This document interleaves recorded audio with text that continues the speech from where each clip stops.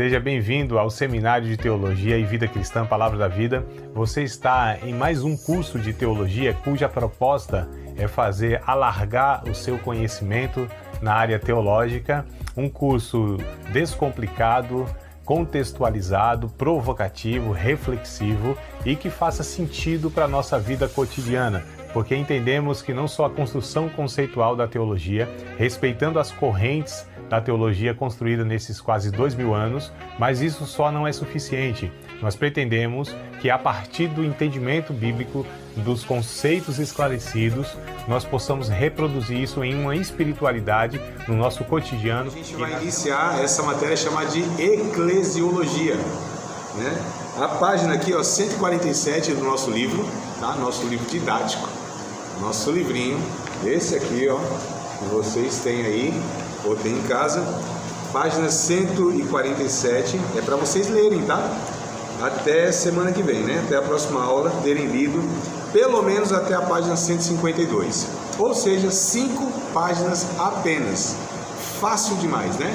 Vocês estão presentes, vocês que estão aí, vão assistir depois, então, página 147 até 152, essa é a leitura sugerida para que vocês possam ter mais conteúdo daquilo que a gente vai ler, tá?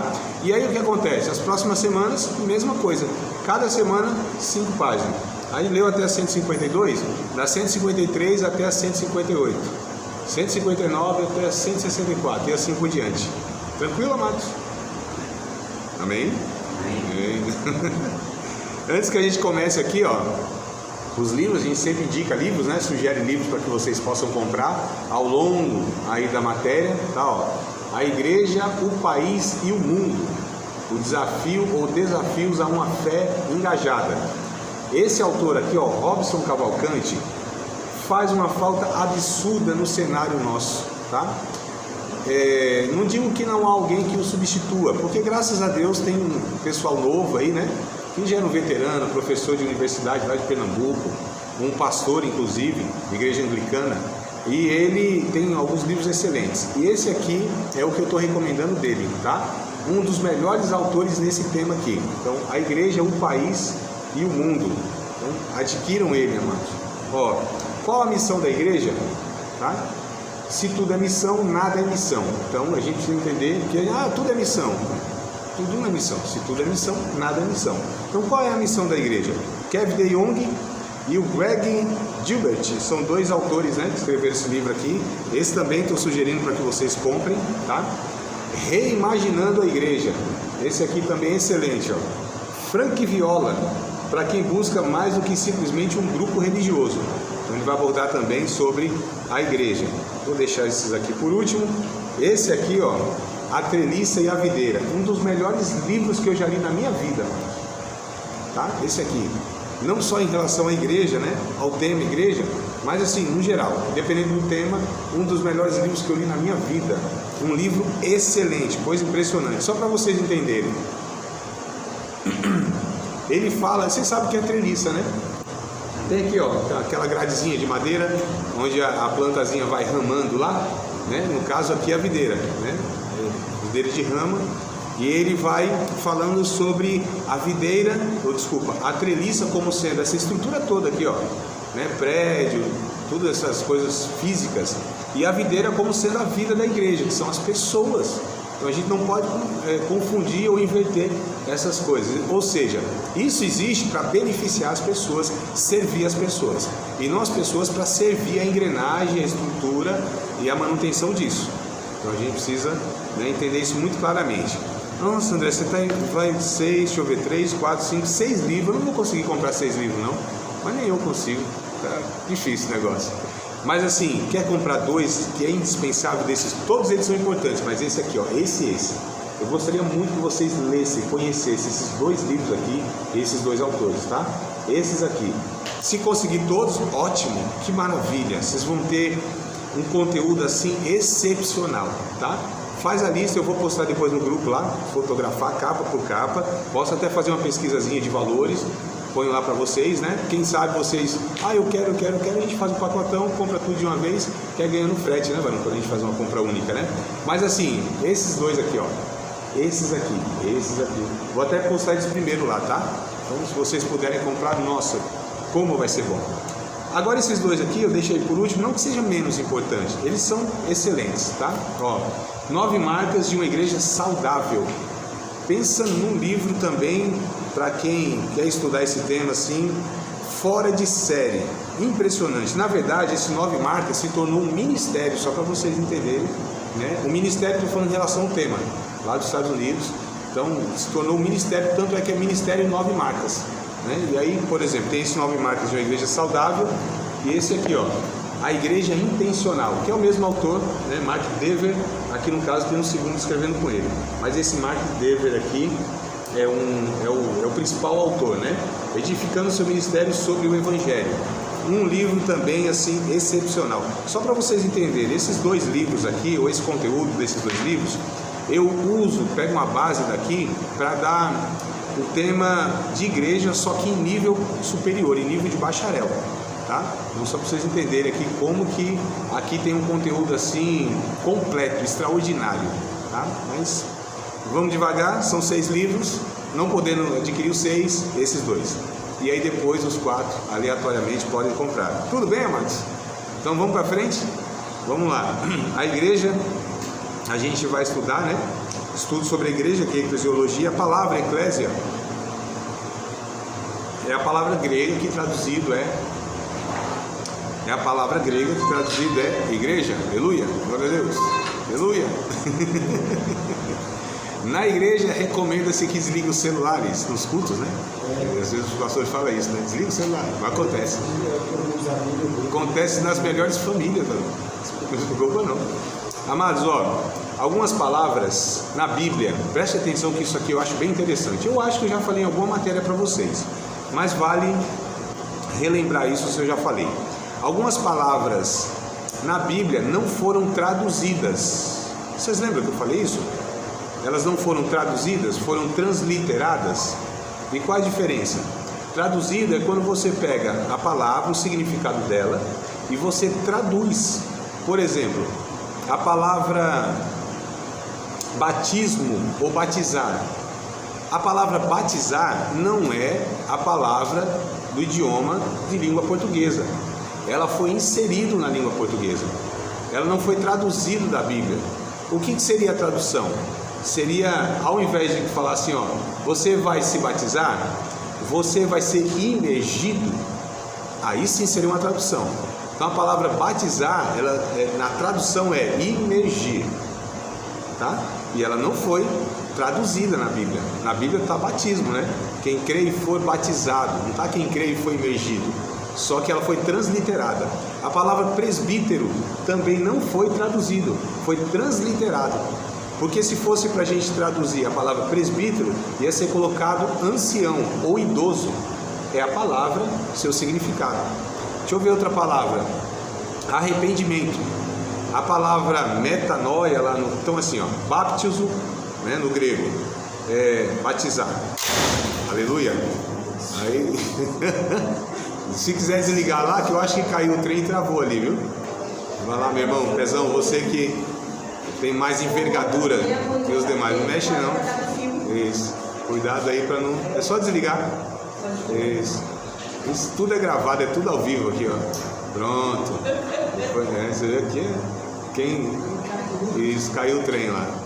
Eu não sei agora o que eu faço, se eu dou pausa aqui, se eu olho lá, se eu continuo falando. E o pessoal aqui, ó. Tá vendo? Vocês não veem o que vocês pedem aqui, vocês não sabem a diversão que tá ali, ó. Cuidado aí, mano. Aqui, ó, tem que dar uma travada ali, ó. Se quiser desligar, meu irmão, para não ter o risco, tá tudo certo, né? Veja aí, se cair de novo, tá tudo... Então vamos lá. Vamos retomar, amados, como se nada tivesse acontecido, né? Então a palavra, ó, baptizo, tá lá no original. Vocês sabem que o Novo Testamento foi escrito em idioma grego, né? Então baptizo, batizar. Eu falei o que antes? Depois de imergir. Não, digo, tá, a outra palavra que eu falei? Presbítero. Não, é o presbítero. Só para falar aqui, ó, presbítero, né? Então no original tá lá presbúteros. Aí a gente só adequou, deu uma aportuguesada e ficou presbítero. Aí a palavra, no caso, arrependimento. A palavra lá é metanus. A gente falou, acho que a aula a última ou antepenúltima, né? Metanus, isso seria expansão da mente. Então, se fosse para traduzir, não transliterar, seria assim, ó, vocês têm que expandir a mente de vocês e não se arrependerem, como a gente, né? Então, a palavra eclésia também, ela não foi traduzida, tá? Eclesia, né, no caso, a gente traduziu, entre aspas, transliterou para igreja, mas na verdade essa palavra é uma assembleia, ó, um ajuntamento de pessoas. Então essa seria a tradução mais adequada.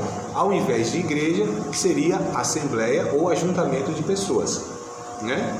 Então só para a gente entender, então a palavra eclésia quer dizer igreja, ajuntamento de pessoas, tá? Ou assembleia, né?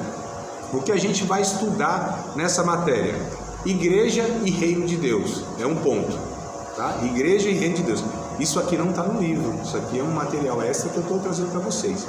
A proposta é o livro, vocês leem e tem um conteúdo. E senão não teria sentido ter o professor, né? Você só vai aqui tirar do livro ou ler o livro com vocês, não tem sentido vocês poderem fazer isso em casa.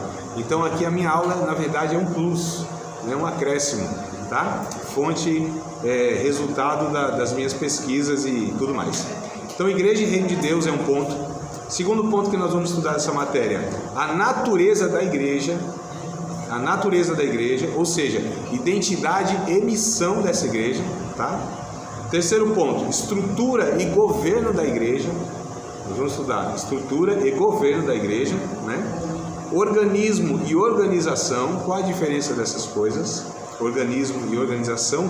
E disciplina da igreja, nós vamos estudar também esse ponto aí. Tudo bem, amados? Podemos?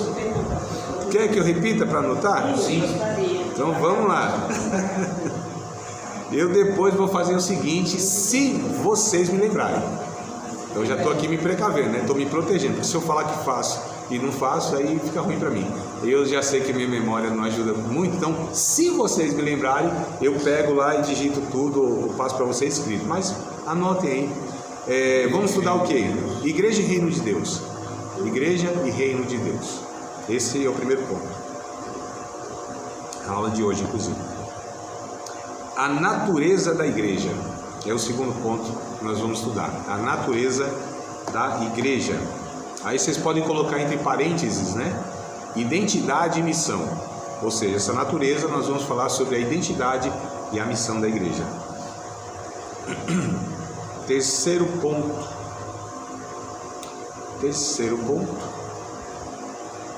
Nós vamos falar sobre a estrutura e governo da igreja. Estrutura e governo da igreja. Quarto ponto. Nós vamos estudar sobre organismo, né? A igreja como organismo vivo, seu aspecto de organismo e organização. Organismo e organização é o quarto ponto. E o quinto e último ponto, nós vamos falar sobre a disciplina da igreja. Como se dá essa disciplina na igreja, né? Aí a gente vai entrar nesses pontos aí. Eu acho que vocês vão ficar maravilhadas com esses pontos. Segundo a camisa da nossa irmã, maravilhadas. Né? Vamos lá, amados. Então, podemos iniciar? Igreja e reino de Deus é o que nós vamos abordar na aula de hoje, tá? Então, na Bíblia, a igreja não é uma instituição. Na Bíblia, a igreja não se refere a uma instituição, tá? Mas um organismo vivo que pode ir se transformando em termos organizacionais. Calma que a gente vai falando assim, às vezes não faz sentido nenhum. A gente vai entendendo isso ao longo da aula, tá? A igreja é o povo de Deus em desenvolvimento. A igreja é o povo de Deus em desenvolvimento, tá? E aí eu quero pegar com vocês já um texto bíblico de Romanos, capítulo 9, versículo de número 25. Romanos 9 e 25, para estar dando base a essa afirmação que a igreja é o povo de Deus em desenvolvimento. Romanos, capítulo 9, versículo 25. Como também diz em Oséias. Então Paulo pega uma referência lá do Antigo Testamento do profeta Oséias, né? Chamarei meu povo ao que não era meu povo, e amada a quem não era amada. O que Paulo está dizendo? Que Deus teria um povo que não era o povo judeu, que não era o povo da antiga aliança, né? Ou seja, seria constituído a igreja todos aqueles que iriam ser inseridos nesse projeto do povo de Deus, porque até o Antigo Testamento quem era o povo de Deus? Eram os judeus, né? Os descendentes de Abraão, os israelitas. Só que a Bíblia vai dizer, o mesmo Paulo, só que lá em 1 aos Coríntios, capítulo 10, verso 32 ou 33, antes confiram aí, porque esse aqui eu estou puxando a memória, não anotei não, ou é 32 ou 33, onde Paulo diz o seguinte: não deis escândalos, nem aos judeus, nem aos gregos, e nem à igreja de Deus, ou a gentios. É 10 e 32 ou 33? 1 aos Coríntios, 32. Leia para nós, meu amado, por favor. Não vos torneis causa de tropeço, nem aos judeus, e nem a gregos, nem à igreja de Deus. Olha que coisa interessante. Então Paulo faz uma divisão, mais ou menos como que a Bíblia vê, né? Tem essa ótica dos povos. Então você tem judeus, você tem gentios, os gregos aí é a mesma coisa que gentios. E quem são os gentios? São todos aqueles que não são judeus. Os gentios são as outras gentes, né? Essa é o termo que era usado. Então, nem os judeus, nem as outras gentes, e a igreja de Deus. E quem é a igreja de Deus? É o conjunto de judeus e gentios, claro, que nasceram de novo, que aceitaram Cristo. Porque a igreja nasce, lá no Atos dos Apóstolos, como uma igreja judaica cristã, ou seja, no contexto judaico, e a maioria dos líderes, se não todos, e muitos que compunham aquela igreja, né, os membros, por assim dizer, eles eram judeus, muitos, e outros gentios. Então a igreja nasce judaica cristã a princípio, tá? Então a igreja é a junção desses dois povos, judeus e gentios, tá certo, amados? Então só para a gente entender esse desenvolvimento. 1 Pedro capítulo 2, verso 9 e 10, lá no finalzinho da Bíblia, vamos lá para o final da Bíblia, né? Então, Pedro fica lá, 1 Pedro fica lá, já quase no finalzinho da Bíblia. Isso, antes lá das cartas de João, antes de Judas, antes de Apocalipse, ou de trás para frente, né? Apocalipse, Judas, 3ª, 2ª, 1ª, João, 2 Pedro, 1 Pedro. Então vai para até Apocalipse, dá uma ré. Isso aí. Na 5ª, 6ª esquina está lá 1 Pedro.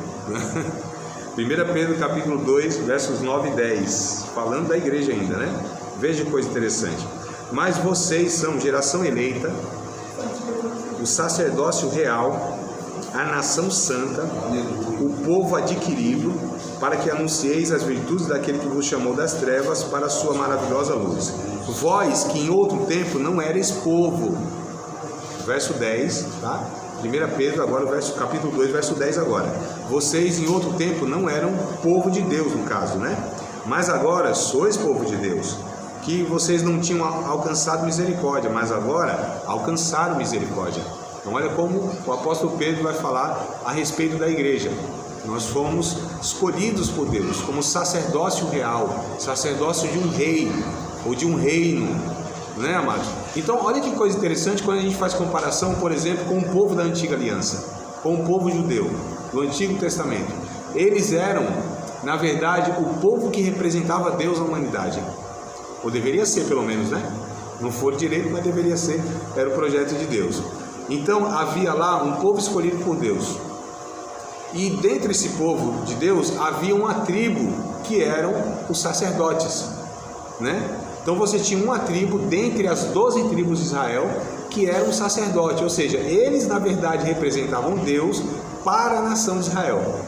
A respeito da igreja, já não é mais essa organização e essa proposta, porque a Bíblia diz que todos nós que participamos da igreja somos sacerdote. Então a gente já vai percebendo que a proposta de Deus, do povo da antiga aliança e o povo da nova aliança, que é a igreja, né, não é essa mesma proposta. Todos os que participam da igreja são sacerdotes de Deus. Então já não é mais um povo naquela estrutura do Antigo Testamento, onde você tinha um sacerdote, né? E o resto todo é quem recorria a esse sacerdote para ter relação com Deus. A igreja, já todos são considerados sacerdotes e todos têm acesso igualmente direto a Deus pelo sangue de Cristo.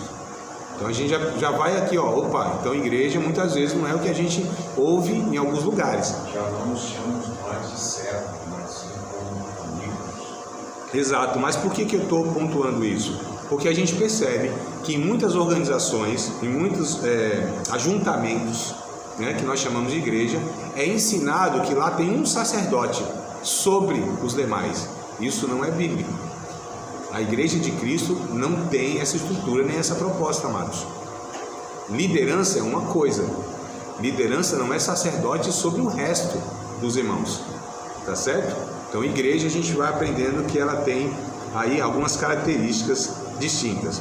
Então, algumas palavras, como eu falei, né, do idioma original não foi traduzida, mas apenas transliterada, e eu coloquei como a igreja também, que é a assembleia. É interessante ter outros termos para se referir à igreja: santos, eleitos, noiva ou povo de Deus. Esses termos também se referem à igreja, né? Biblicamente falando, o Novo Testamento traz esses termos, tá? Especialmente ao tratar no sentido universal. Hebreus, a gente está aqui pertinho de Hebreus, dá mais uma ré, sempre na ré, né, irmão? Hebreus, capítulo número 12, versículo 23. Eu acho interessante esse termo aqui, que vai falar sobre igreja, esse aspecto, né, de igreja, bem interessante. Então, Hebreus capítulo 12, versículo de número 23, diz o seguinte: a universal assembleia e igreja dos primogênitos que estão escritos nos céus, e a Deus, o juiz de todos, e aos espíritos dos justos aperfeiçoados. Olha só, a universal assembleia e igreja dos santos, ou dos primogênitos. Então, a igreja, ela é uma assembleia universal. O que quer dizer isso? Quer dizer que só existe uma igreja, que ela é universal, que é esse ajuntamento de todos os salvos em todos os lugares. Como a gente tem essa fragmentação, igreja assembleia de Deus, Deus é amor, Brasil para Cristo, batista, presbiteriana, metodista, anglicana, e por aí vai, o negócio parece que não tem fim, né? Isso a gente vê como uma organização humana. Deus não vê assim. A Bíblia, ela não aponta para essa fragmentação. É um único povo em todos os tempos. Só existe uma igreja. Eu já ouvi falar que assim, existe duas igrejas, que vai ser arrebatado, que vai ficar. Não, vai ficar numa igreja. Porque a igreja está falando daqueles que são salvos, é o povo de Deus. Aqueles são lavados, remidos pelo sangue de Cristo. Aqueles cujos nomes estão escritos no livro da vida, aqueles cuja vida foram resgatadas pelo sacrifício de Cristo. Então só existe uma igreja, que é a igreja dos santos, né? A noiva sem ruga, sem mácula. A igreja, ela nunca perdeu uma batalha em toda a história. Ela é triunfante, há 2000 anos ela está caminhando, se a gente for considerar a partir de Cristo. Porque se a gente considerar que os santos do Antigo Testamento também fazem parte da igreja, então a igreja é muito antes de Cristo, no sentido que havia já um povo, né, que também estava sendo resgatado por Deus. É que no Antigo Testamento a palavra igreja não aparece, mas aparece a palavra kahal, no hebraico, que é congregação, que é correlato, né? Então, antes, no Antigo Testamento, a palavra era, mesmo que a igreja é do idioma grego, né? E o Antigo Testamento foi no hebraico. Mas no hebraico era congregação. Mesma coisa, ajuntamento de pessoas. Tudo bem? Sendo assim, igreja é tratada como todo aquele que foi resgatado pelo sacrifício de Cristo. Portanto, é um agente do reino de Deus, né? A igreja. Pensando nisso, o bispo Robson Cavalcante, é esse aqui, ó. Esse aqui. Ele escreveu o seguinte: ela, ou seja, a igreja, não é o reino de Deus. Observe, a igreja não é o reino de Deus, mas é a expressão do reino, é a vanguarda, né? Antecipação e sinal desse mesmo reino. Então olha que coisa interessante, a igreja não é o reino de Deus. O reino de Deus é muito mais abrangente do que a igreja. O reino de Deus inclui a igreja. mas a igreja não é o reino de Deus, porque o reino de Deus é muito mais abrangente, amados. O que é o reino de Deus? O que a gente fala que é o reino de Deus? São todas as coisas criadas que estão sob a soberania e o domínio de Deus. E isso é tudo mesmo, tá? É que a gente às vezes fez essa divisão, né? Então, tipo assim, a igreja, que é o povo de Deus, aqui Deus tem domínio, tem autoridade, tem legitimidade, mas o resto Deus não está nem aí, ou está tudo bagunçado. Não, mas não é isso que a Bíblia ensina. A Bíblia ensina que Deus é soberano sobre tudo e sobre todos, né? O reino de Deus, ele é muito maior do que a igreja, tá bom? A igreja está dentro do reino de Deus, mas ela não é, ela deve ser a expressão do reino de Deus. Ela deve sinalizar o reino de Deus. Ela é representante do reino de Deus. Ela deve ser, a gente chama de antecipação. Vocês sabem quando vai num restaurante, aí tem um prato lá, né, principal e tal. Aí antes desse prato principal não vem um prato de entrada? Às vezes é uma saladinha michuruca, mas é só o exemplo que eu quero pegar aqui, né? Não tem um prato de entrada? Ou seja, é uma antecipação daquilo que virá. Então a igreja é isso, é a antecipação daquilo que virá. Esse reino, ele deve ser apontado, sinalizado pela igreja, como sendo ela mesma um exemplo disso, um prato de entrada, para que as pessoas conheçam de fato o reino de Deus. Amados, é um negócio interessante, porque assim, se as pessoas não encontrarem no nosso ajuntamento misericórdia, conhecer a graça de Deus, aprenderem o desafio de amar, não é não, mano? Se eu pegar, vocês têm que vir com mais camiseta para render minha aula aqui, viu? Desafio de amar, né?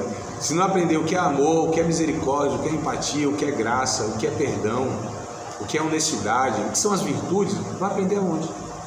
Onde essas pessoas vão conhecer em Deus? Deve conhecer através do povo dele, né? Então, só para a gente entender, amados, as pessoas elas vão em muitos lugares. Não tem jeito, mal ou bem, a igreja local, ela representa socialmente Deus, bem ou mal. Está representando mal, mas para o mundão, ali estão falando de Deus, ali é Deus.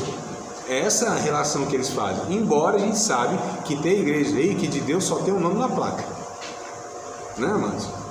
Porque não tem as virtudes, não tem pessoas lá que de fato, né, dão bom testemunho, infelizmente. Tem ensinamentos, na verdade, são anticristo, dentro de igrejas ditas evangélicas. Oi? Exato. Só abre para... Tem igreja que ela é apenas um ajuntamento de religiosos, e não de pessoas salvas, que expressam a natureza de Cristo.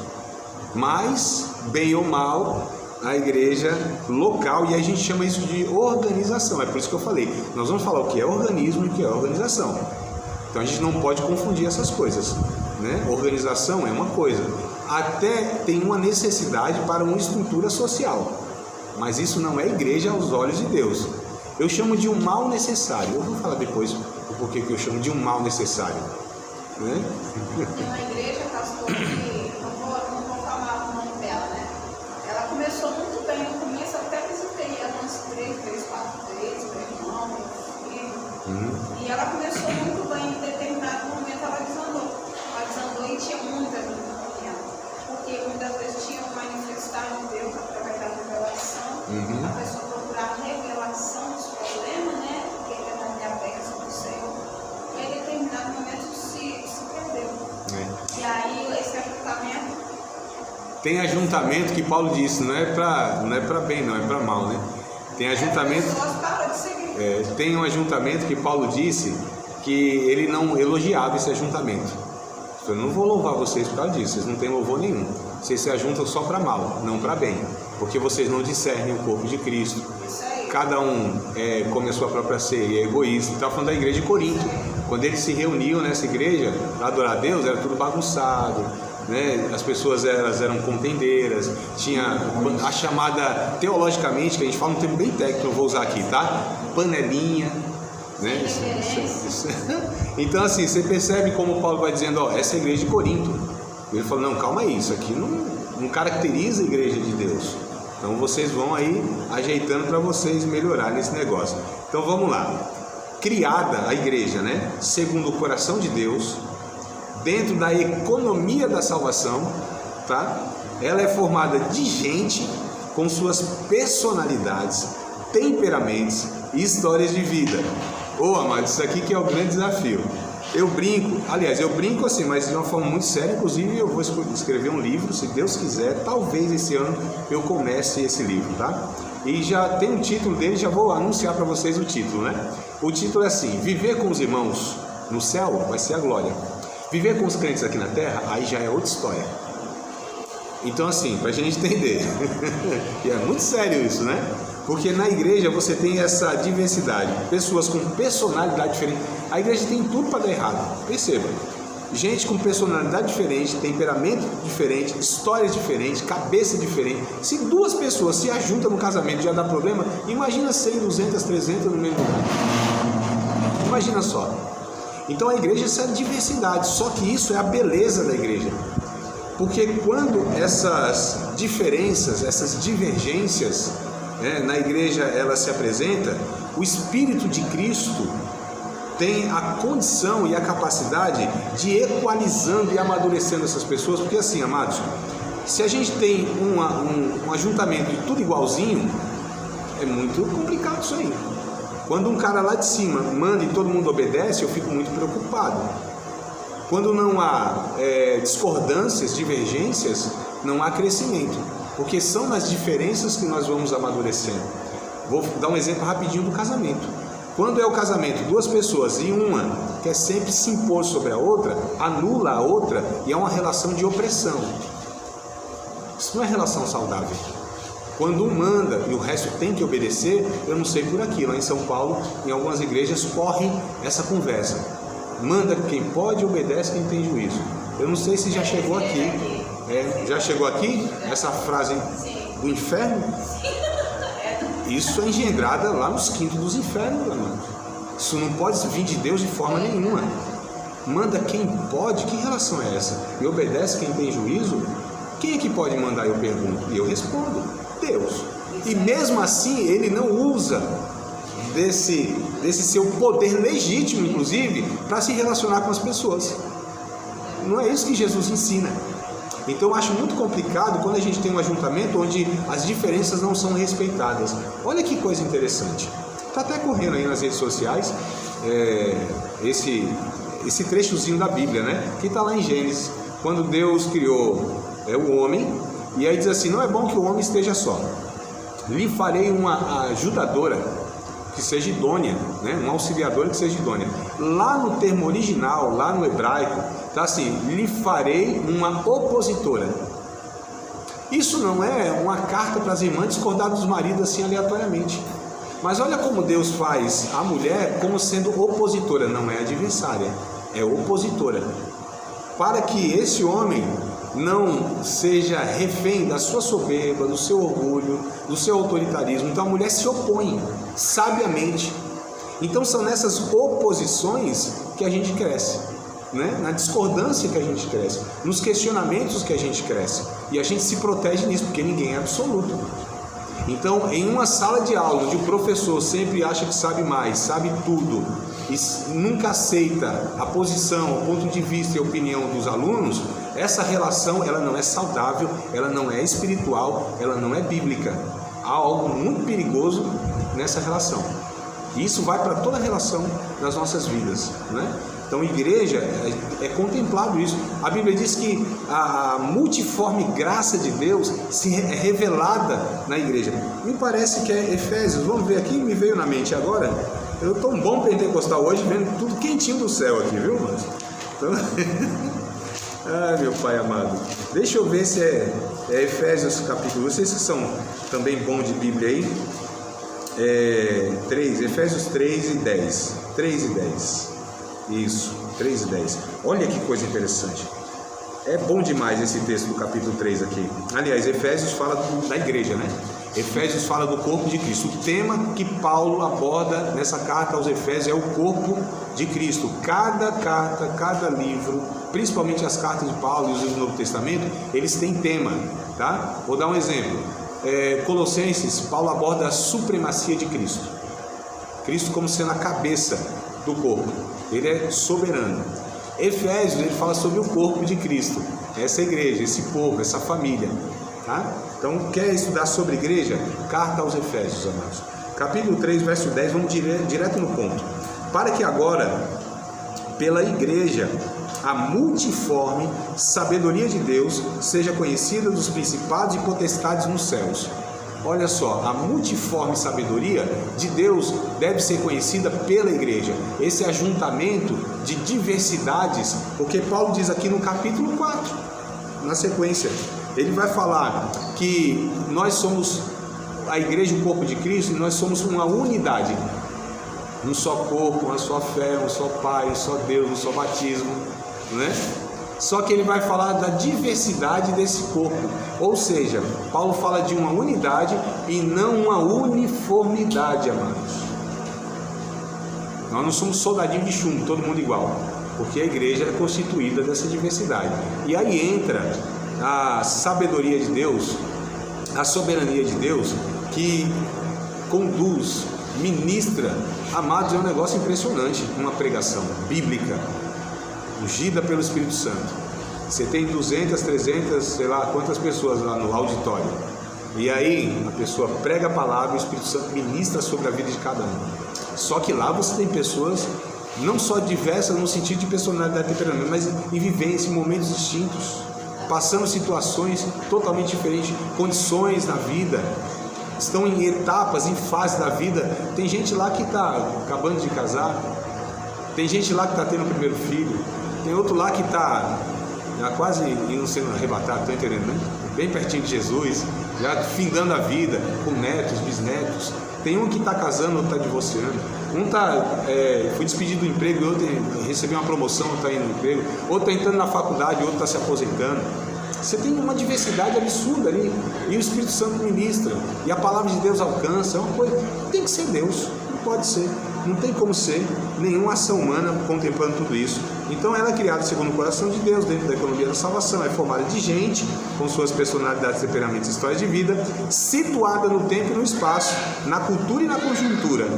Olha que palavra interessante, vou até tomar um pouco de água. Ela é situada no tempo e no espaço, quer dizer que a igreja, ela vive, ela deve fazer a leitura do seu tempo, amados. Tem gente que quer fazer a igreja como era do século passado, não vai dar, não tem como, né? A gente precisa se contextualizar. A igreja, de alguma maneira, como é constituída de pessoas, é reflexo do seu tempo também, precisa ser contextualizada. Agora, há um perigo muito grande que eu percebo em algumas igrejas, algumas denominações, que inclusive eram históricas, e elas deixaram suas raízes e quiseram fazer uma contextualização muito perigosa, que é deixar suas raízes. Então, quando eu falo de contextualização, é você entender a época, a história e onde ela está plantada. A igreja não se abre, amados. O termo, né? Vou abrir igreja, vou montar uma igreja. A gente ouve esses negócios, né? A igreja, ela é plantada, porque ela é um organismo, ela é viva. Você abre só se for esse pensamento industrial, empresarial, comercial. Aí abre mesmo. É igual o cara, né, que ele disse, tá descontente com a igreja dele? Se eu vou sair daqui, eu vou ver o que Deus quer na minha vida. Aí abriu assim a Bíblia, né? Tem uns que fazem isso com a vida, né? E só falta o papagaio, né?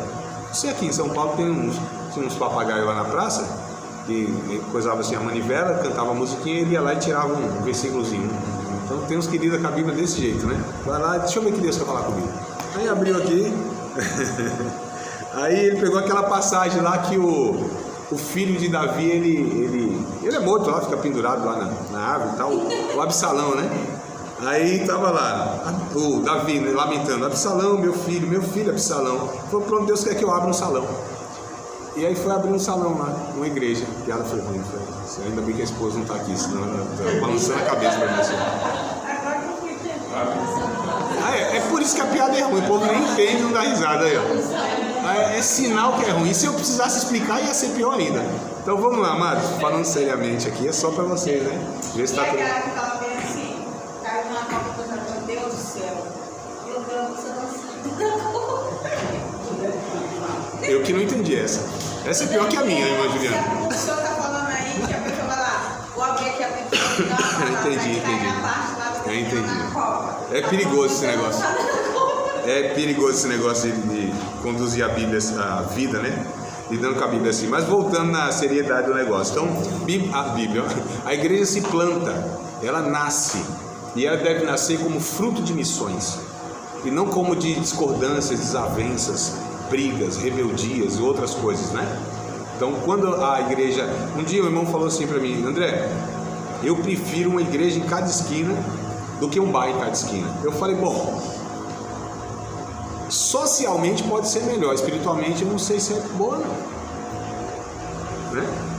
E eu acredito, inclusive, que não era nem a visão do apóstolo Paulo, que foi o maior plantador de igreja da história. Ele, inclusive, disse em Romanos, deve ser 14, 20, alguma coisa assim, 15, 20, né? Me parece, vocês devem procurar aí. Deve ser Romanos 15, 20. Ele disse assim: eu não fui onde Cristo já tinha sido anunciado, para que ele não trabalhasse em cima do campo de outra pessoa. Mas eu ia onde Cristo não foi anunciado. Como fruto de missões, aí sim. Agora, por outras motivações é meio complicado, tá? Mas vamos lá. Nem todos que nela visivelmente estão na igreja, nem todos os que nela... Estou falando aqui da igreja local, tá? Agora a igreja local, espaço aqui. Nem todos que nela visivelmente estão, de fato são. Nem todos aqueles que participam de uma igreja são membros, está no hall de membro da igreja, tem até atividade, ministério, liderança, etc e tal. Nem todos que participam desse contexto são da igreja de Cristo. Então há muitas pessoas que trabalham na igreja, que frequentam a igreja, que são membros de igreja, né? Só que não são de Cristo, não participam da igreja universal. Seria muita inocência nossa achar que numa igreja de 200 pessoas, os 200 são salvos, discípulos de Cristo, regenerados, libertos. Muita inocência. Eu até gostaria que fosse assim, mas parece que não é não. Nem todos os que são dela, ou seja, da igreja de Cristo. Quem é a igreja de Cristo? São todos aqueles que foram resgatados pelo sacrifício de Cristo em todos os tempos. Esses são a igreja de Cristo. Então, nem todos os que são da igreja de Cristo visivelmente estão nela. Tem uma frase que é assim, ó: Deus tem filhos que a igreja não tem, e a igreja tem filhos que Deus não tem. Então a gente precisa também pensar nessa realidade, né? Um missionário lá no fim do mundo, que eu não sei onde é o fim do mundo, mas deve ser um lugar bem longe, né? Ele não está na igreja visível. Inclusive ele está plantando a igreja, está levando Cristo em lugares que Jesus nunca foi ouvido lá. Ele não está na igreja, mas é a igreja. Ou seja, ele pertence à igreja, é o que eu quero dizer, né? Só para dar um exemplo, tá? Nela, na igreja, encontramos diversos níveis de maturidade, de dons e vocações. Então também, amados, a igreja tem essa peculiaridade. Você tem vários níveis de maturidade. Tem gente madura, entende o evangelho, né? Pessoa assim, parece com Cristo mesmo, assim, bem parecido com Jesus. E tem outros, nem a pinta não tem de cristão, imaturo, embora às vezes está 200 anos nesse contexto, 10, 20, 30 anos, mas ainda são infantis espiritualmente, ainda são carnais em muitos pensamentos, comportamentos, estilo de vida. Então você tem vários níveis, né, de maturidades. Você tem essa diversidade de dons. Então nem todo mundo tem o mesmo dom. São diversos os dons. E não é porque um tem um dom e um tem outro dom que um é maior do que o outro por causa do dom. A gente não faz essas avaliações? Não, quem tem um dom assim fundamental é o profeta, é o pastor, é um músico mais ou menos. Há outro que tem um donzinho de misericórdia, nem aparece na lista, né? Aí nem sabe que tem. Um dom de hospitalidade, dom de administração, são dons, igualmente. Não, o que profetiza, o que fala línguas, o que tem dons de curar, esses são os dons destacados. Parece que a gente classifica como mais espirituais, os mais usados por Deus, porque estão em evidência no culto público. Mas, amados, inclusive a gente considerando que a igreja se dá em um templo, alguns dias que ela se reúne, mas ela não se resume ali, então assim, há muitos dons que são espalhados e são os bastidores. E igualmente são dons fundamentais, tanto quanto qualquer outro. só que não aparecem, né? Aí a gente acha que quem está em mais evidência tem mais compromisso com Deus, Deus usa mais. Mas é possível que no céu a gente tenha algumas surpresas. A primeira eu acho que vai ser, nossa, cheguei. Ufa, cheguei, acho que essa é a primeira surpresa. A segunda surpresa talvez vai ser, nossa, você aqui? A terceira surpresa é, cadê aquele irmão que eu pensei que ia estar aqui? Não está. Né? Então, ó, 3 surpresas que acho que vai espantar a gente. Só que tem outras surpresas ainda. Não é possível. Esse irmão aqui, ele entrou aqui assim, não tem galardão nenhum, não tem recompensa nenhuma, entrou por um triz, né? Mas esse irmão, ele fazia tanta coisa, ele tinha tanto destaque. Ele entrou porque a salvação é pela graça, não é pelas obras, não é por aquilo que a gente faz aparentemente. Aí a gente vê outro, rapaz, esse aqui não fazia nada, parecia só ir, né, lá para os cultos e voltava para casa. Aí você vê ele cheio de galardão, você vê ele sendo recebido assim por Jesus, né, servo bom e fiel, vem para cá pelo gozo do seu Senhor. E os galardões, que eu não sei o que é, mas todo mundo quer. Me pergunta isso direto, o que é galardão? Não sei, mas ninguém sabe também, todo mundo quer. É curioso esse negócio, né? Mas deve ser coisa boa. Enfim, ninguém sabe o que é, né? Mas enfim, o que acontece? Eu não sei, viu? Porque eu fico meio desconfiado com Jesus, porque ele ensina uns negócios assim que a gente, às vezes, né, vai se arrepender de desejar. Até mesmo essa posição, assim, às vezes eu fico pensando, mas eu não tenho como ele ensina a falar das coisas dele. Não vai se lembrar? Oi? Não entendi, irmão Pedro. A gente não vai se lembrar. Sim. As coisas dele. Quem era casado não vai ser, quem vai lembrar que era casado, que era mãe, que era pai. Lembrar, a gente vai discutir isso depois, lá em Apocalipse, lá em Escatologia, melhor dizendo, né? Mas olha que coisa interessante. A gente às vezes fala assim, o galardão é uma recompensa de Deus, tá? Mas recompensa na ótica de quem? Porque a gente tem de recompensa com aquilo que a gente compara que é positivo, posições, privilégios, né? Quem sabe a recompensa que Jesus vai nos dar é que a gente seja mais servo ainda lá, que a gente sirva mais ainda. Se os valores que Jesus apresenta é contrário aos nossos, então às vezes a gente está imaginando uma coisa e vai ser outra. Mas vamos dar uma pausazinha nisso aqui, depois a gente retoma em outra ocasião. A questão dos dons, então, né, que a gente está falando, o que é mais importante que não é? Isso não é preocupação bíblica, irmãos. Porque a gente está falando de um corpo, que cada um tem suas funções no corpo. Todas elas fazem parte, né, de um mesmo corpo, trabalham para o mesmo propósito. E aí Paulo, inclusive, trabalha isso em 1 Coríntios capítulo 12, a partir do verso 12. É muito interessante esse texto, porque tinha esses questionamentos. Essa igreja, como era carnal do jeito que era, então eles pensavam nisso, né? Alguns se sentiam inferiores. Eu não sou a cabeça, eu não sou do corpo. Aí Paulo disse, como assim? Você é olho. Só porque você é olho e não é cabeça, você não é do corpo? Não será por isso do corpo? Eu não sou ouvido, eu sou o pé. Mas porque você não é ouvidos, você é pé e o pé não é do corpo, não será por isso também do corpo? Então Paulo vai trabalhando essas diversidades e ele diz, nenhum é maior, nem outro é pior, né? Menor, nenhum é melhor, nem outro é pior. Né? Ele fala que cada um tem sua função no corpo, todos têm uma importância no corpo. Só que e Paulo ainda vai dizendo assim, aqueles que a gente considera menos importante, a gente inclusive não honra mais no corpo. Pega algumas partes do seu corpo, tem que estar mais coberta, tem que lavar mais, tem que pôr mais produtinho lá, porque o negócio tem um odor, tem uma aparência, né? Pior, não é assim, amados? A gente cuida mais, parece, daquilo que a gente considera mais desonroso, mais horroroso no corpo. Olha que comparação interessante que Paulo faz. Então a gente precisa de fato ter essas maturidades. Eu falei de maturidade, dons e vocações. Então também nós temos vocações distintas. Nem todo mundo vai ser profeta, pregador, missionário, né? Exato. Nem todo mundo vai ser isso aqui, não, amados. E está tudo certo. E ninguém precisa ser o que o outro é. Porque cada um no corpo, Deus, a Bíblia diz lá em 1 Coríntios capítulo 12, que o Espírito Santo colocou no corpo como quis. Deus dons que quis. E está tudo certo, porque quem decide isso é o Espírito de Cristo. Olha que coisa interessante. Então a igreja não é um projeto humano, não são decisões nossas, não é a gente quem decide quem faz o quê. A gente precisa ouvir a voz do Espírito Santo. A gente precisa entender que se a igreja é de Cristo, porque tem gente que tem a sua igreja e não tem nenhum problema, né? Porque assim, temos que falar, não, essa aqui é minha igreja. Não tem problema, Jesus tem a dele.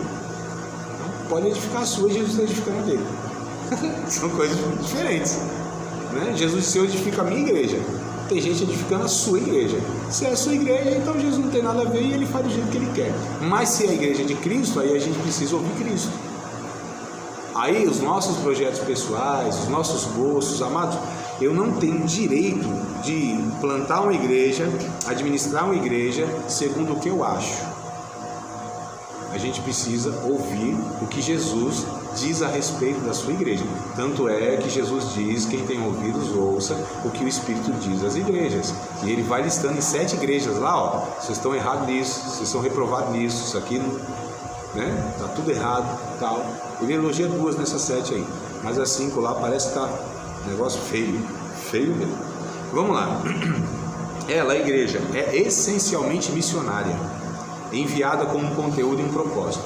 Então a igreja, a essência dela, a natureza dela é missionária, ela é enviada, olha que coisa interessante, com um conteúdo e com um propósito específico, tá? Aí eu coloquei aqui as 5 dimensões da igreja. Eu acho interessante isso aqui vocês anotarem, tá?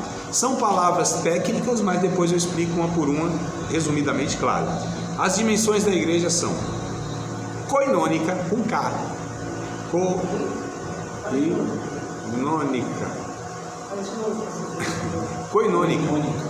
Koinonia, vem de koinonia? Ela é koinônica, com K, koinônica. Koinônica. Eu vou soletrar, tá? K-O-I-N-O, chapeuzinho no O. Gostaram de chapeuzinho, né? Chapeuzinho no O. Nica. Koinônica. Isso, vem de koinonia. K.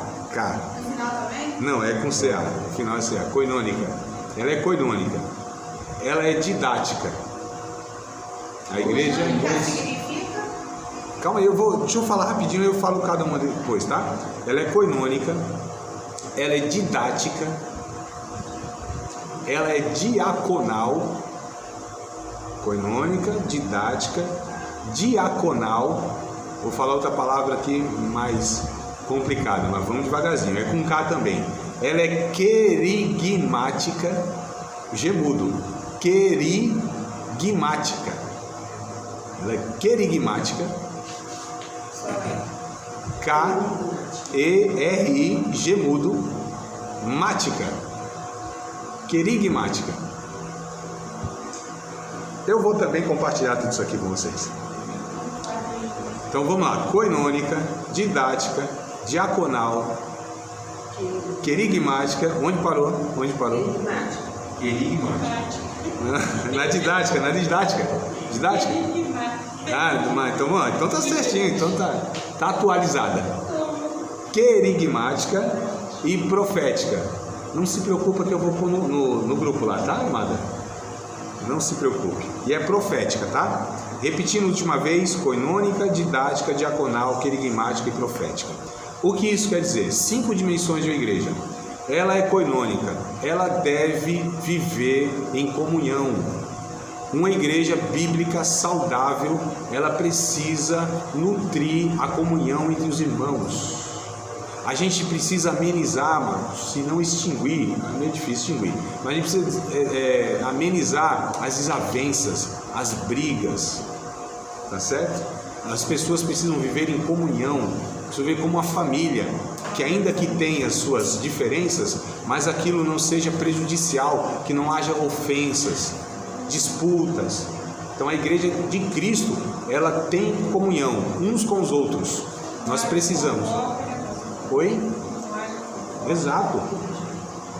Que não haja essa difamação, calúnia, um falando mal da vida do outro, um prejudicando o outro, falando a boca pequena pelos bastidores, pelos corredores, né? Não resolvendo como adultos, como maduros os problemas, ou seja, frente a frente.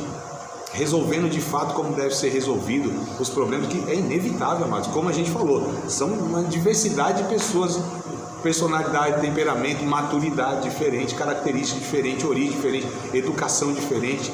Cada ser humano é um universo à parte. Embora sejam salvos, discípulos de Cristo, mas nem todos ainda têm essa maturidade, né? E é interessante assim, os mais maduros vão suportando os menos maduros. É isso. Quem entendeu antes morre primeiro, renuncia primeiro. É um processo, né? É assim que é. Koinônica, ela tem que ser didática. Uma igreja bíblica saudável, ela tem que ser didática, ou seja, ela precisa ter proposta de ensino, de discipulado, de amadurecimento pela instrução, pelo aconselhamento. Os seus cultos precisam ser pedagógicos, precisam ter instruções, oba-oba, fumaça, luz. Isso eu não sou totalmente contra, se o conteúdo for bom, né? Esses penduricalhos, pirotecnia, esses acessórios, isso para mim não infrói, nem contribui, não fere, nem cheira, como diz a teologia refinada. Então, minha preocupação não é essa. Mas se essas coisas, elas são o chamariz, se isso é o que precisa para, né, o negócio movimentar, é perigoso, porque a igreja precisa ter um conteúdo bíblico, ela precisa ter proposta de amadurecimento, de discipulado, de ensino, coisa séria, constante, um projeto, não pegar meia dúzia de pessoas, jogar numa sala, 5, 6 encontros, cartilha, prova e tchau e benção, está todo mundo certo. Não, amado, é um acompanhamento para o resto da vida. Entender que você tem adolescentes, você tem crianças, você tem jovens, você tem, né, adultos, você tem novos convertidos em faixas etárias diferentes, você tem um grupo. Você quer ver alguns grupos que as igrejas muitas vezes elas não alcançam? Porque a gente tem um negócio até redondinho, a gente até tenta alcançar, né? Grupo de jovens, você tem lá um jovem e tal, sei lá, 18 a 25 anos, 30 anos, sei lá, a juventude hoje está indo até uns 45, 50 anos, né? Tem uns caras aí que é jovem na casa dos pais, não casa nunca, vai ver 40 anos, poxa. Então assim, aí você tem essas faixas etárias, casais e tal, mas aí você tem os viúvos, as viúvas, você tem as mães solteiras. Parece que a gente não está contemplando muito essa diversidade. Se todo mundo é igreja, precisa ser cuidado, então a gente precisa contemplar toda essa diversidade, né? E tem que ter proposta de discipulá-los, de alcançá-los, tá certo? Então, didática, ela é diaconal, a igreja tem que ser diaconal. A palavra diaconal vem do serviço, o diácono, né? Só que a igreja toda precisa ser diaconal. Nós precisamos servir uns aos outros, amigos. É preciso nutrir, ensinar essa cultura. E que essa igreja também sirva o seu entorno, a comunidade, o bairro, a cidade, a região que ela está plantada. A igreja, ela é serva do mundo, nesse sentido.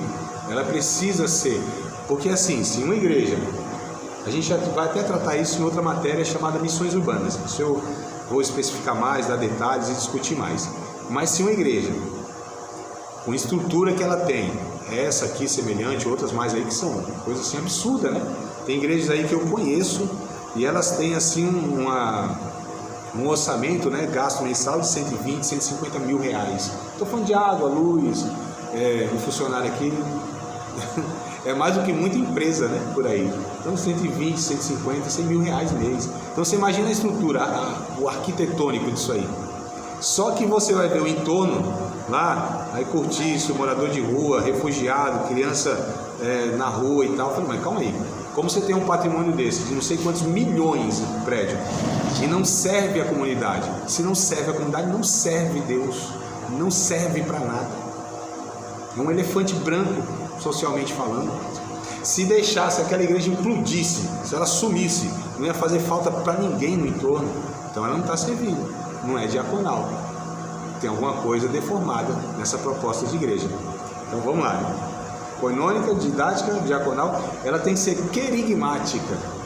A palavra querigma é o anúncio, a pregação. A igreja precisa pregar, precisa anunciar. O que, amados? Qual é a mensagem que nós temos? Embora a gente fale de um bocado de coisa, mas como igreja a gente só tem uma mensagem: a respeito do seu fundador, do seu Cristo, do seu objeto de adoração e serviço. Nós precisamos anunciar as boas novas. Inclusive dentro da igreja, para os crentes, o evangelho precisa ser pregado, irmãos. Que a gente vai esquecendo, né? Porque assim, uma igreja evangélica que deixa de pregar o evangelho, em breve deixará de ser evangélica. De vez em quando, assim, ó, no domingão, pregar a cruz, o Calvário, faz bem. O ministério espiritual adverte: ficar sem ouvir o evangelho pode dar ruim, né? Então ela anuncia, ela fala do Cristo. A igreja precisa fazer isso. Oi? Exato. A palavra é bonita, mas a gente não vê isso na prática, né? Quer dizer cristocêntrica. Tudo que a gente faz orbita em torno do Cristo, né? E por último, ela é profética. Essa palavra profética, ela é usada hoje de uma forma tão equivocada, tão banalizada, amados, que eu fico pensando assim, tudo hoje é profética, é dança profética, é música profética, é pregação profética, é a profecia profética. Meu Deus do céu, o que é profético? Tudo é profético, então nada é profético. O que eu me refiro com profético? A igreja tem que ser profética. O profeta, a gente precisa entender, a função do profeta, Antigo e Novo Testamento, é um pouco distinta. Antigo Testamento era o cara que denunciava a sociedade e o povo de Deus quando estava desviando. Basicamente, no Antigo Testamento, o profeta tinha essas duas características: denúncia, paulada na cabeça, vocês estão tudo errado, vocês estão tudo desviado. Então, profético nesse sentido, a denúncia do erro. Então a igreja precisa denunciar o erro, ela não pode ser o erro da sociedade, como a gente está vendo. Sim. Denunciar o erro, né? Segundo o Antigo Testamento é isso. Segundo o Novo Testamento, muda-se um pouco, tá? Então, o conceito de profeta no Antigo Testamento, o conceito de profeta no Antigo Testamento era a denúncia do erro, seja da sociedade ou seja do povo de Deus ou das nações. Denunciava, tá? O Novo Testamento, o profeta, ele tem uma função um pouco diferente, que é de fato anunciar a palavra de Deus, tá? Aí fala, mas não é a mesma coisa que querigmática? Não, porque a profética, que anunciar a palavra de Deus, nesse sentido de estar apontando, né, que a forma das pessoas viverem vai trazer o juízo de Deus. Olha só, aí a gente tem um cara bem interessante no Novo Testamento, em Atos dos Apóstolos, né? Como eu falei, no Antigo Testamento o profeta ele tem uma característica diferente. O Novo tem alguma semelhança, mas tem outro propósito. Por exemplo, a gente pega Atos capítulo 11, um homem chamado Ágabo. Esse é um profeta do Novo Testamento. Ele veio dizendo o que estava acontecendo no mundo, a fome que tinha no mundo, né? Então, ó, havia uma fome no mundo e tal, e aí ele disse, ó, é preciso fazer isso, isso e isso. Aí reuniram a igreja para ter recurso para ajudar os irmãos. Mas ó, ele estava falando de uma necessidade emergencial, algo pontual. Então o profeta, Novo Testamento, e a igreja precisa ser profética nesse sentido, precisa discernir, fazer a leitura da realidade presente, né? Porque o profeta tinha... Quem é o profeta? Aquele que vê. A palavra no Antigo Testamento, Navi, aquele que vê, né? Então ele via coisas que ninguém via, porque Deus mostrava uma dimensão, uma realidade. Deus abria um cenário assim, que ele discernia e fazia a leitura que ninguém enxergava. O profeta é aquele que vê segundo os olhos de Deus. Então ele via uma necessidade, via uma situação e trazia uma palavra de Deus para corrigir aquela situação, para direcionar aquela situação. Então o profético e o profeta no Novo Testamento é aquele que traz uma palavra de direção para a comunidade local, enfim. E a igreja precisa ser isso também, profética nesse sentido, tá certo? E mas tem um negócio bem complicado também que eu vejo, que é assim, vira para o seu irmão e profetiza para ele. Diz isso, isso e isso. Aí eu fico pensando, o que esse povo está pensando da vida, hein? Porque assim, amados, o que é uma mensagem profética? A mensagem profética é Deus falando. E se é Deus falando, ela não é gerada por mim.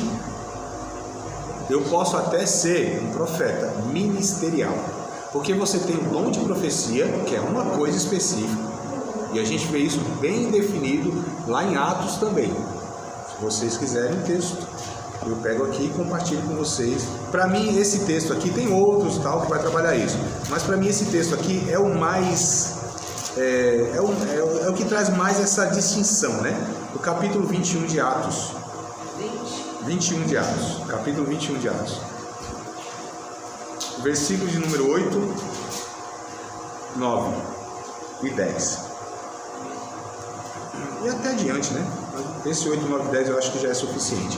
Atos capítulo 21. Para mim esse texto aqui tem outros que vai falar do profeta, o dom de profecia e tudo mais. São coisas distintas, tá? Tanto é, ó, antes que vocês leiam, não leiam não, só achem aí e tentem me ouvir para ouvir, né? O que acontece? Efésios capítulo 4, verso 11, Paulo vai falar desses 5 ministérios. A gente vai falar isso mais para frente, tá? Paulo fala de 5 ministérios, olha aqui para minha mãozinha, ó, essa mão esquerda, propositadamente. Paulo diz em Efésios capítulo 11, ele mesmo deu para a igreja, Jesus, Efésios 4 e 11, ele mesmo deu, ou seja, está se referindo a Jesus, que deu esses dons para a igreja. Olha que coisa interessante, essas pessoas não têm a igreja, é a igreja que tem essas pessoas. Então ele mesmo deu para a igreja apóstolo, profeta, a ordem é essa, evangelista, pastor, dedo da aliança, propositadamente, e mestres ou doutores. São 5 ministérios com a finalidade, o aperfeiçoamento, o amadurecimento dos santos, para a obra do ministério, para que eles não sejam conduzidos e enganados e levados por todo vento de doutrina que enganam os homens, para que o corpo seja bem ajustado, cresça nas suas juntas e ligaduras, para que cada parte tenha a cooperação para o justo aumento do corpo. Olha que coisa interessante que Paulo fala nesse capítulo número 4 de Efésios. Então vamos nos ater aqui, depois a gente fala dessas questões. Então você tem um apóstolo, que é o missionário, biblicamente é o missionário. Hoje eu sei que usa esse termo inclusive para pastor, né? Todo equivocado. Apóstolo é missionário. Tem os 12 apóstolos de Cristo. Isso aí eu vou explicar na matéria, no outro módulo lá, que é administração eclesiástica, ministério eclesiástico. A gente tem essa matéria. Aí eu explico isso direitinho, então não se agonie agora, não saia aí perturbado. Não perca o sono, isso aqui a gente vai trabalhar em outra ocasião. Então, apóstolo, profeta, que é o pregador, mano. Aí Ágabo aparece como um profeta.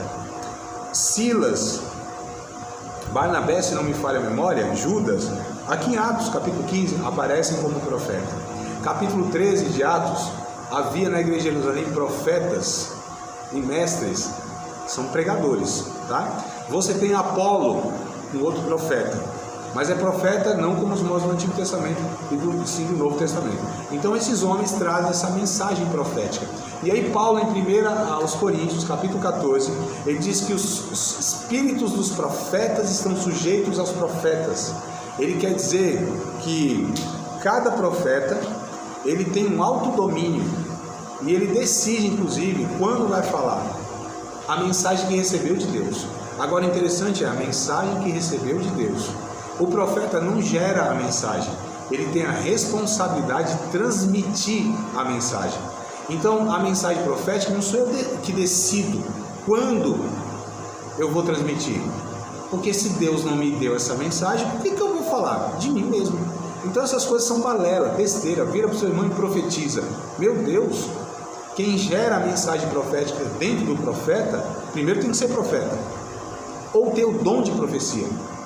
Então, se não é profeta ministerial e se não tem um dom de profecia, o Espírito Santo não vai gerar essa mensagem profética, irmãos.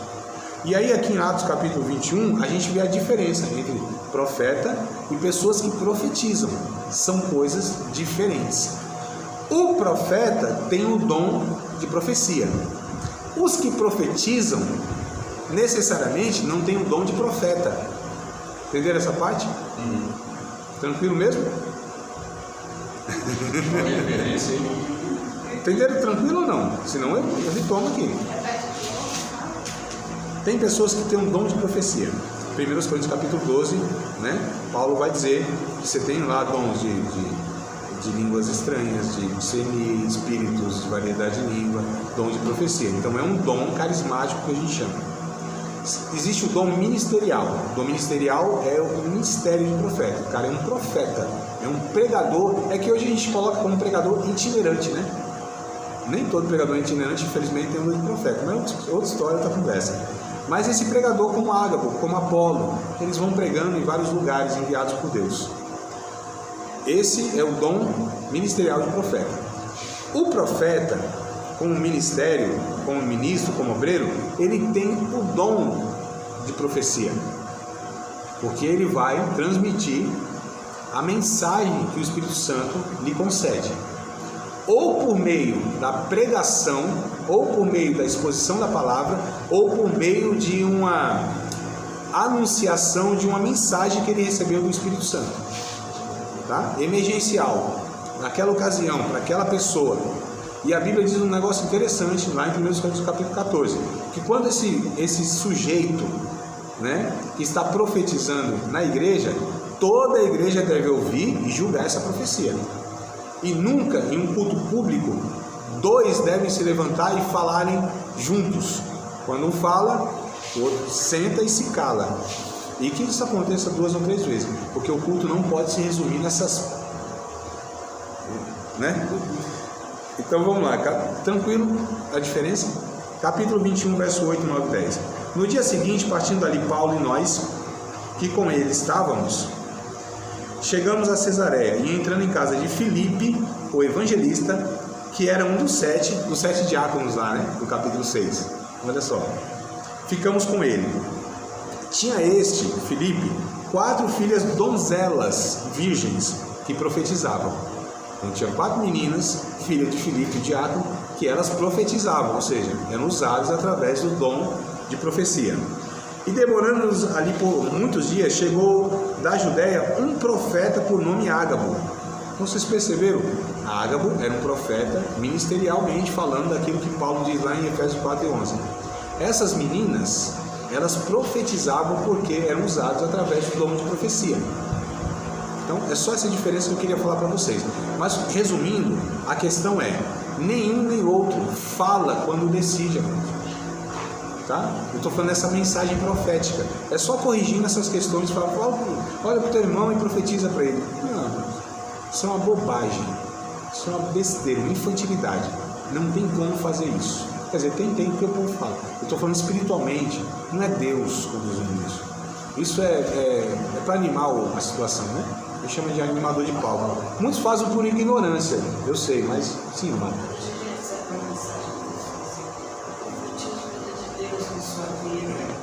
É?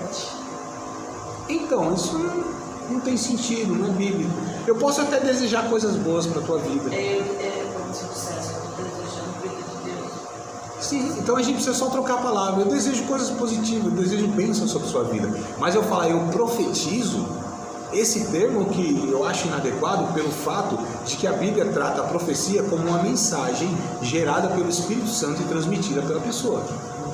Você entende? Porque imagina só, eu estou profetizando sobre a tua vida, eu estou falando, Deus está me mandando falar isso sobre o teu respeito.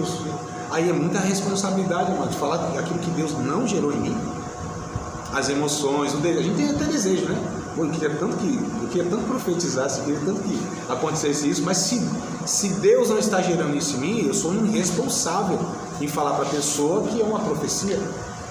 Eu estou falando do termo, a gente fala na inocência ou na ignorância, mas é inadequado biblicamente pelo fato de que a mensagem profética ela é gerada pelo Espírito Santo, o conteúdo, a mensagem, irmãos. E nós não temos o direito, a autoridade, a autonomia de falar eu profetizo. Esse é o ponto. Eu sei que isso é ensinado, isso é um comportamento, mas está errado. Simplesmente, biblicamente, está errado. Né? Não, no caso, o ser humano, assim, ele deseja ou libera a palavra, tem que ser, libera e deseja bênçãos. Posso? Não, então, o que ele está falando, então é a mesma coisa de dizer, eu te abençoo, seja abençoado. Quer ver? Eu recebi uma mensagem essa semana, ou foi semana passada, não sei. Eu profetizo na sua vida que vai tocar o telefone, esses dias aí, e vai acontecer isso, isso e isso. Eu profetizo isso em nome de Jesus. Tá bom. Vamos fazer o seguinte, a Bíblia diz que se uma pessoa, ela diz que é profeta, ela profetiza, e se não acontecer o que ela está dizendo, é falso profeta. Estão percebendo a seriedade do negócio? Né? Então a gente lida com muita superficialidade e banalidade. Então a gente precisa levar a sério o que a Bíblia ensina. A Bíblia então ensina, se eu estou profetizando, então eu estou falando, eu sou um profeta, Deus está me usando na mensagem profética, e a mensagem profética é essa. Tudo bem. E se isso não se cumprir? E se isso não acontecer? O tal profeta falou segundo a sua carne, é que a Bíblia diz. Segundo o desejo do seu coração. Eu, o Senhor, não falei na boca do profeta. Percebam, amados, como a gente tem que levar a sério as coisas e essas infantilidades, como tem um monte de coisas, que outras coisas são faladas, faz isso, faz aquilo e tal. Eu acho que isso é falta de conteúdo, sabe? Um pregador, alguém está conduzindo essas coisas, né? Isso, na homilética, no curso de homilética, a gente falou, amado, esses comportamentos são inadequados.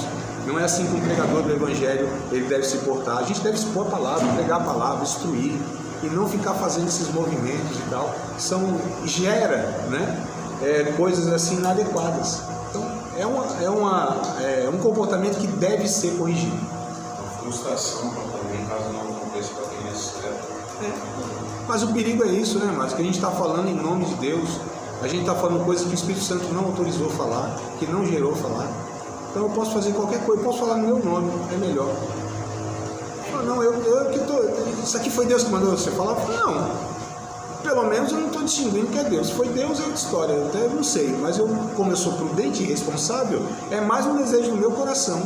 Eu não posso pegar Deus, porque é muita responsabilidade eu falar, Deus está me mandando te falar. Porque se é Deus que está me mandando te falar, aquilo precisa se cumprir. Aquilo precisa acontecer.